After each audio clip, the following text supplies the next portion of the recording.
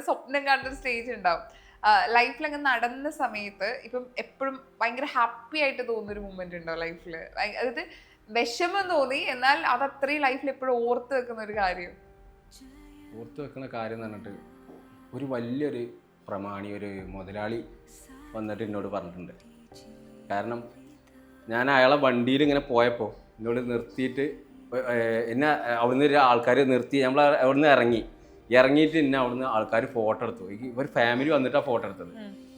അപ്പോൾ അയാൾ എന്നോട് പറഞ്ഞൊരു വാക്കുണ്ട്, ലാലെ ഇന്നടുത്ത് ഇന്ന 8 മൂടുള്ള പണമുണ്ട്, പക്ഷേ ഈ ഒരു ചാൻസ് ഇതാ, ഞാൻ കോടിക്കണക്കിന് റുപ്യ ഒരിടത്ത് കൊടുത്താലും ഒരു ഫോട്ടോ എടുക്കൂല.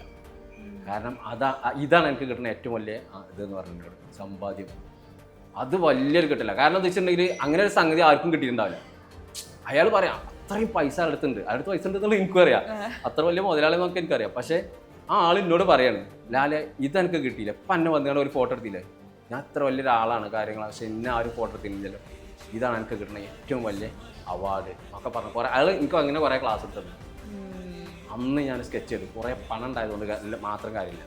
പക്ഷേ ഈ ഒരു സാധനത എത്ര പൈസ കൊടുത്താലും കിട്ടാത്ത ഒരു സംഭവമാണ് ഈ നമ്മളെ ഇപ്പം നമ്മൾ നിൽക്കുന്ന ഈ ഒരു സ്റ്റേജ്.